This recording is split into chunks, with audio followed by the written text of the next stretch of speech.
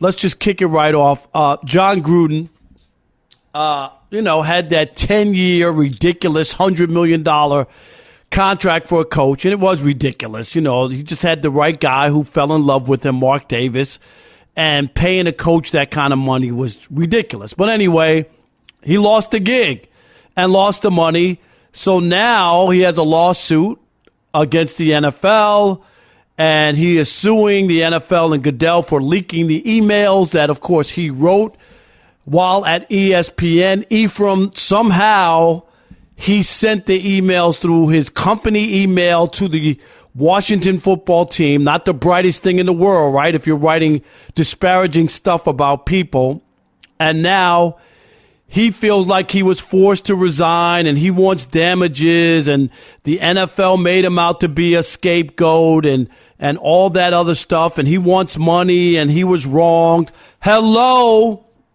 Is this on? John, how about if you didn't write the damn emails? How about that? I get what you're trying to do.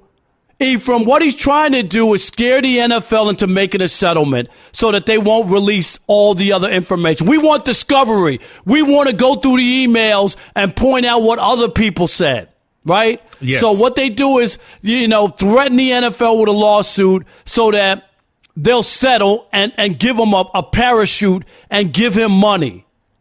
How dare you? How about apologizing for the crap you said about women and gay people and black people and everybody else you trashed along the way? What about that? How about the NFL not leaking anything if you didn't say it? And then people go, well, there's other stuff in there from other people, and they just wanted to get Jon Gruden. So do you know that for a fact?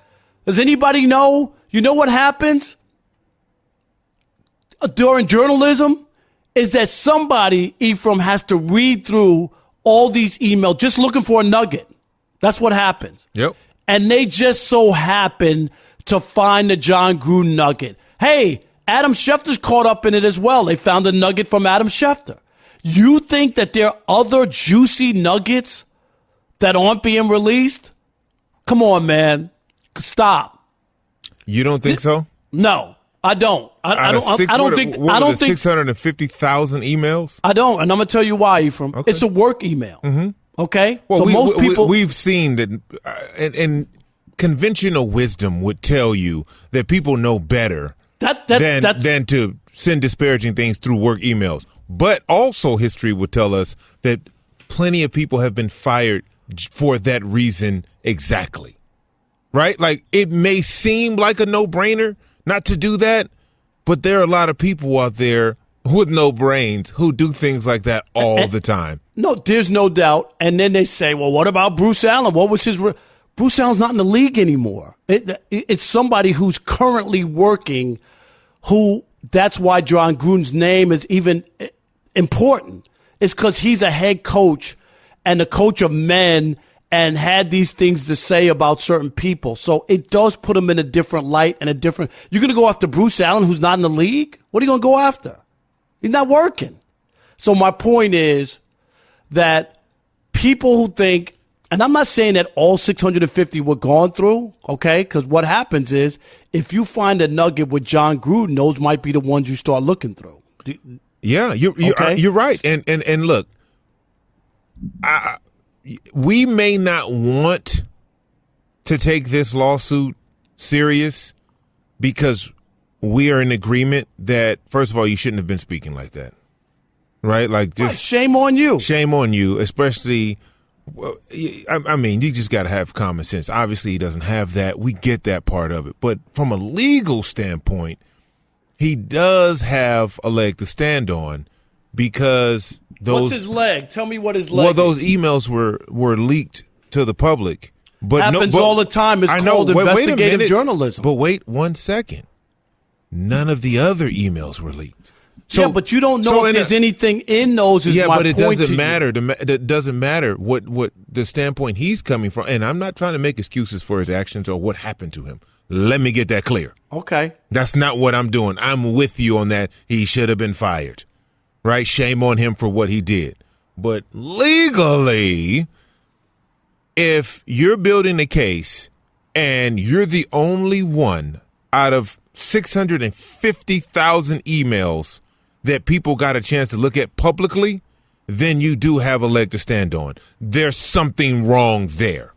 You get what I'm saying? No, I hear what you're saying, but unless you can prove, and all I'm saying is you might go through all those emails and not find anything else of that degree. I'm not saying that there aren't some things that are in there, but of a fireable offense, you might be surprised to think, to figure out that there's nothing else in there because most of the people aren't of that ilk, aren't of that level to be able to. Now, all I'm saying is I get what he's trying to do. He's trying to recoup some of the money he lost. I get that. And legally, he could file a lawsuit.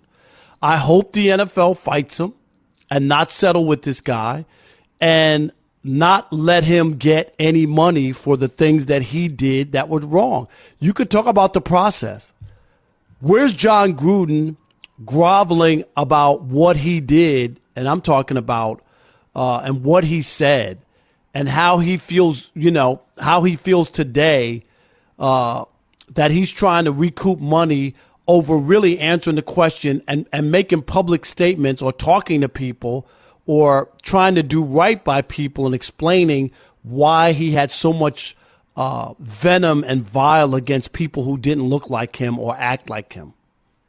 Yeah, I don't agree with him. I think he should have been disciplined in the way he was. Just reading the complaint from the lawyer and it's 21 pages, so they just put little snippets out there. It just hints on the fact that why wasn't he fired? They had these emails. They read the emails. They knew about the emails, and nothing happened until they were released to the public, right? Like, so when you're building a case as a lawyer, all of those things matter. Like, okay, all of a sudden this comes out. You have the emails. You knew about the emails prior to the article, prior to the reporter getting a hold of the emails. Number one, how did the reporter get the emails? Number two, why are my emails the only one in the article? Number three, why now after the emails was I being forced to be fired? Like, all of those things you can take to court. Now, will the NFL play this out and be forced if a judge rules that all of the emails should be made public? Absolutely. You already know that's not going to happen. You know that's not going to happen. Unless the government gets involved. Right. They've asked to see the emails as well. Exactly. So the NFL might not have a choice. But all I'm saying is it might not mean that it's as juicy from everybody else's. It may not, but it doesn't have to be juicy. It could be a little thing, right? It could be one little comment, right? It doesn't have to be as salacious as it was with Jon Gruden. But some of those emails people don't want out at all. And if they're forced to turn those over, then this is going to get to be a bigger story. It's not going to undo what he did. It will not. And that's the part that I think people need to understand. It's not going to undo it. It's just like Donald Sterling. Once you heard the tape for yourself, could you put the tape? It's over. It was over. It's over. It was over. Now, if the NBA had released that tape, then it would have been something else. But it was a disgruntled girlfriend or mistress or whatever she was. She could have said the same exact thing, and nothing would have happened to Donald Sterling, right? Oh, she's a jilted side piece, and she's making stuff up, right? Yep. But once you hear his voice, once you hear what he was saying, it's like, oh, brother, we got a situation, we got a problem, dude. He was done with that team in a couple days. You remember? I mean, like, it was lickety split. They were trying to get the playoffs going. Yeah, it was. The players were like, if he's not going by this date, then we're not playing. And I think that was the first time we realized just how much power collectively NBA players have. And I'm not talking about individual like a Michael Jordan or this was the league. We're talking about a collective group saying we're not going to play, period. And the owners got together because you got to remember, in that, the owners refused to vote for him to sell the team. At the beginning of that, they didn't want to do that. And when the players came out and said, hey, nah, we're not going to have this, then that showed where the power dynamic was. And right. in the NBA, they were in the middle of the playoffs. Yeah. They would have lost millions of dollars. Yep, that's exactly right. That's exactly right. And, just to put a bow on the Gruden thing, look, what he said was terrible. Right? His sentiment, his behavior, his train of thought, the way he spoke about people, the things he said, nobody wants to hang around that dude, right? Like, that's not a friend of mine. It's not a friend of yours. It's not a friend of America. Right. But when it comes to legally how things happen to people like that, that's where they find ways to. All he wants to do is get another check, a big check. No, right? There's no doubt was he about missing it. out on what, $60 million? Yeah, he's trying to recoup that. He's trying to recoup it. Yep. He's going to go after the NFL that has money, but they also have lawyers who are on retainer who they pay anyway, right? Every year. And the NFL don't like their business in the street. Exactly. So just like they settled with Colin Kaepernick, right? Yeah, well, they don't like. So this is something that the NFL does. They will do all the arbitration in the courts and all of that, and then next thing you know, it'll be like the case settled with Jon Gruden. And then I'd be shocked if they give Jon Gruden $60 million. No. I don't think it'll be like that. I don't think it'll be like that. But if something happened to where those emails got out and they weren't supposed to, then we got an issue.